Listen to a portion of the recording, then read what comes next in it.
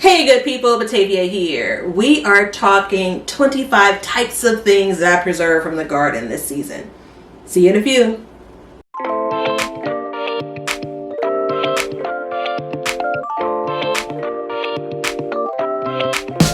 Okie doke. Quick housekeeping items. Thank yous to those who like, watch, comment, share, and subscribe to Be Better Garden. We appreciate it. If you haven't subscribed to us here on YouTube, feel free to below. And if you do, hit the notification bell so you're alerted each time I share more hashtag garden joy. Let's see. I wanted to share with you all kind of this beautiful site, but also I wanted to share kind of what's possible when it comes to a smallish garden, right? So my garden is larger than some, but smaller than others. I'm in the middle of, as I like to say, a big city. I have expanded my garden many times over the years. This past season is the largest garden I've ever had. I'm gardening in the backyard, also gardening in the front yard. Very blessed to have access to do this and to be able to preserve this food. So I wanted to share it with you all. I do want to walk through 5 methods that I used for preserving. First up, and it's probably from least used to most used. First up is fermenting. Second would be drying. Third would be using, the curing process for food and then storing it on the shelf. And then 4, freezing. I come from a long line of folks that freeze food. And then 5 is canning. And to note, this is all water bath canning. I've not stepped into pressure canning just yet. If you stay until the end, because this is all from the garden, right? If you stay until the end, I'll share some treats that aren't from the garden, but they're super sweet and delicious, so they're behind me. But I wanted to kind of walk through the different types of things that I was able to take from the garden and be able to not only enjoy fresh, but what we'll show today is preserve them for eating long past the garden season. So first up, we're going to go with fermenting. So I did a fermented jalapeno sauce, hot sauce. So these jars, this is just a couple of the jars. I think I have one more 8-ounce size jar. And the intention here, and I'm shaking it up because there is the pulp, if you will, from the kind of, I think the ingredients call for jalapenos for sure, celery, onions. So that kind of thickness I actually added to this jar because I enjoyed it when I tested it out. And this is a little bit thicker, and this is almost more like a salsa. So this is good stuff.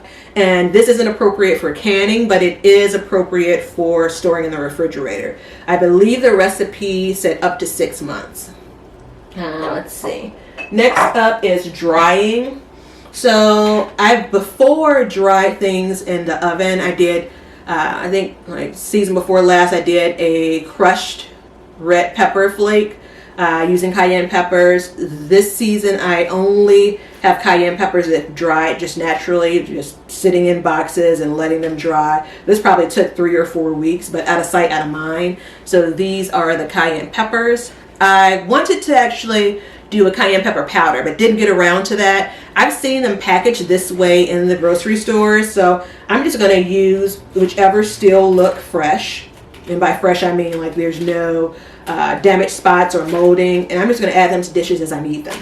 So the onions, I had some small slicing onions that I pulled out of the garden. I also did some sweet potatoes.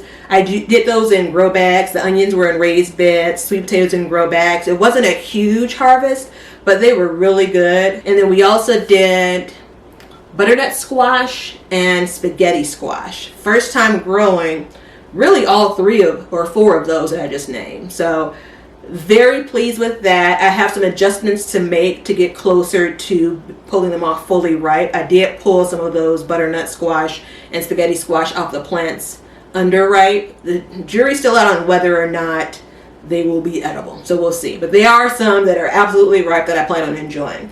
I have the best sauce. I'm going to say for sure that I've tasted it, and maybe you as well. This is and basically we'll put some shots of what it looked like when it was fresh. This is 8 ounces or 1 cup of roasted garlic and pepper sauce. So it's delicious. I got the recipe from another gardener on Instagram, and it's so good where when I finished making it one evening, I like put garlic bread in the in the oven to like scrape the food processor.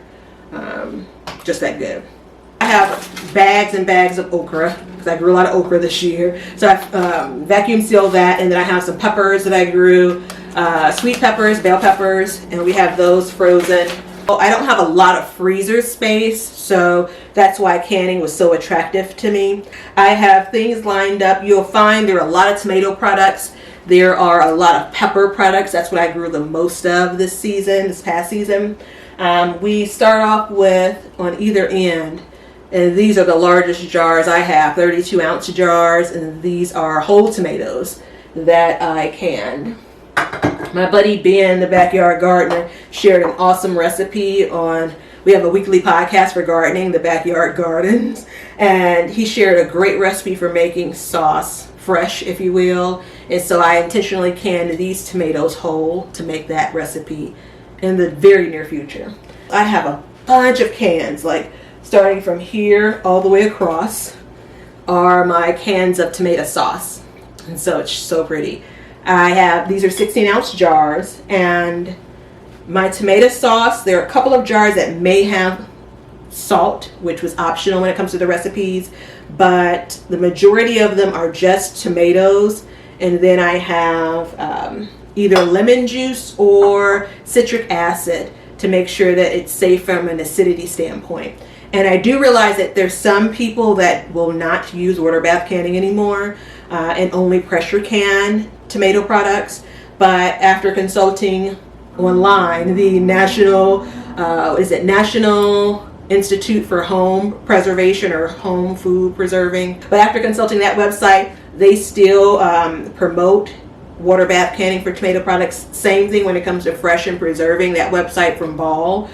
So this still works for me as it works for them. Just making sure, again, following the directions for the recipe closely and making sure that you have the proper acidity level. So that is tomato sauce. I have diced tomatoes. You can see from the seeds there. We have probably this next line of tomato products going across our tomato diced tomatoes. Oh, I do have a surprise bonus tomato sauce. This is a green zebra tomato sauce. So I had a couple of green zebra tomatoes that were getting to the point where they were almost overripe. I, basically went through the same process, cooked them down, and the green zebra tomato is a bit more citrusy than your regular red tomatoes, but the sauce was just as good as any of the red sauce that I made. So did the same thing with lemon juice to level out the acidity level, and I feel pretty good about that. I think just it's an interesting look, right? All right, so we're gonna move along. We are getting into salsa. So I have two different types of salsa. I have a roasted red salsa and I have a Salsa Verde. So we're gonna go with the roasted red salsa. Luckily I have more jars of that. So all of these are the roasted red salsa, some different jar sizes. I really enjoy this. I'm pretty sure I'll use this recipe again. So this is a good one. However, the Salsa Verde, I grew tomatillos specifically for this. And it's pretty, but it's thicker and sweeter than I really wanted. So the good thing is, it's not gonna go to waste because if I add a few dashes of the jalapeno hot sauce, it kind of balances things out where it's much more enjoyable. But by itself, not so much. I won't grow tomatillos this next growing season because of it. I mean, again, I was growing them for this purpose. I'll have to put my hands on a better recipe before I commit more garden space to tomatillos. Let's see. Next up, not tomatoes, but worth noting, cucumbers, which I turn into pickles. So I have a few jars over here. Everything that you see that's green over here is your cucumber. We have a few more tomatoes. So this was actually a surprise. This is so pretty. It is a dill green tomato, pickled dill green tomatoes. pickled green dill tomatoes. So anyway, these are super good. I canned them with the intention of like later doing a fried green tomato. I think they're a bit too soft for that, but they're still very good on sandwiches. You can put them in a salad. It's really, I love tomatoes, as you may have figured out, right? So it's really cool to be able to actually eat tomatoes from the garden in the winter. Although I will say I still have a bowl of tomatoes from when I took them off the vine in October and they were green. And so like 95% of them are still ripe and edible, which is super exciting for me as well. But we're gonna move on. I have one tomato recipe that I'm not crazy about and one that I really enjoyed that was also a surprise. So this one is super pretty. This is a green tomato as well. And this has, I think I put a couple of slices of regular sweet peppers in there, and it has some onions. It's designed to be kind of like a dill sweet pickle, if that thing can exist. It's not great. I did a taste test when we were doing kind of the last big harvest, and it's just okay. I'm actually gifting some of these, and so if family and friends really enjoy it, I'll try the recipe again. But if I don't get any like, it was awesome feedback, I'm not going to do this recipe. You know, you can and you learn. But a fellow gardener shared this recipe, or shared that I should try green tomato relish.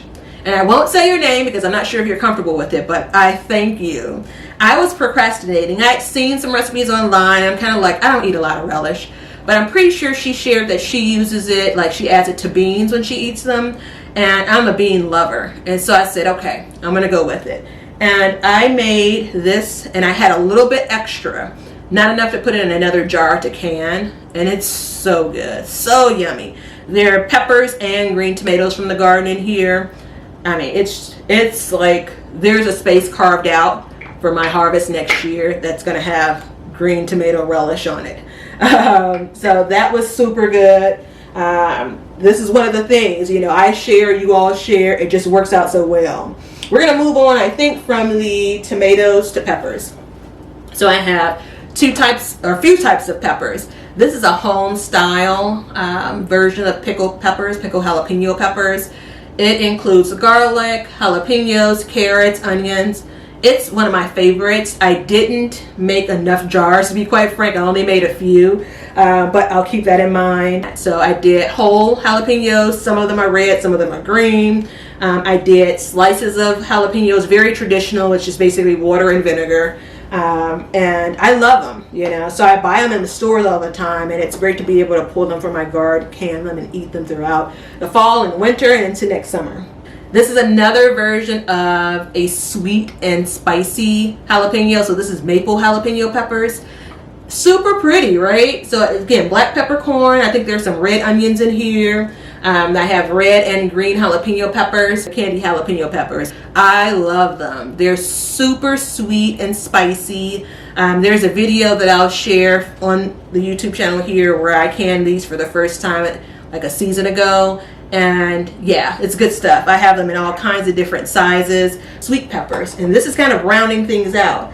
So when you talk about delicious, you're describing these. And so pretty, right? These are roasted bell peppers. So roasted sweet peppers straight from the garden.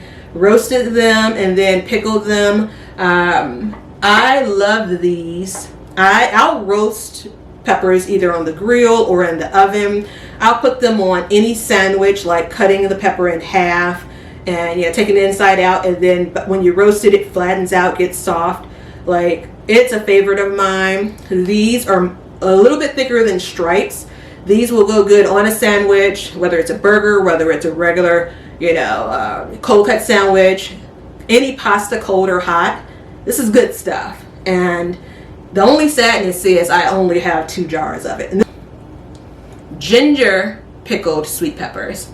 So this is actually really good, better than I thought. And this is again about trying some new recipes, seeing what I love, seeing what I like, seeing what I don't like. This is super spicy from the ginger and then a little bit sweet from the peppers. The sauce that it's sitting in really makes for a good dressing. So I'll eat this throughout the season, and I will make this next year, but not if I have to make less of the roasted sweet peppers. Again, super duper good. All right, so moving along, we have, these are the things, 5 methods: fermenting, drying, storing after curing, freezing, and then canning. We have a few more things we can that I want to share with y'all. So just a quick sec.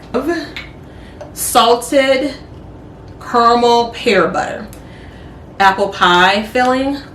I don't know, I love it. Some cinnamon pears. I think, yeah, cinnamon pears. Just trying it out. You can see the cinnamon sticks there. This is a peach rum sauce. Apple slices. Just again, once I started, I couldn't stop. So regular apple slices that I have. Peach salsa. Cowboy candy or candied jalapeno pepper sauce. When you make it, you end up with more sauce than you have peppers. So can that too. It's great as I've read or marinade. I've not tried it yet. But I've drizzled this on pizza, on eggs, on sandwiches. And then my favorite. This is, I mean, I don't know, probably before apple pie. So this is my praline syrup. And it's the makings of pecan pie. It's good stuff. That is what I have preserved. And I don't know, I'm super pleased. I mean, the abundance, it's such a blessing. Not only being able to be in the garden, which is it's special for me, but to also be able to eat the food fresh, to be able to share it with others, to be able to preserve so many of these things. It's been a good garden season this past season, and I'm hoping for more blessings when we get into this next season. I hope this has been helpful for you. I know that I get to be a little bit long-winded, but I can't help myself because I'm just so excited about all of it. If you have any questions or suggestions or recommendations, feel free to drop them below. I appreciate y'all spending some time with me, and I shall see you on the next one. 5, 4, 5, 4, 3, 2. Okie doke. 5, 4, 5, 4, 3, 2.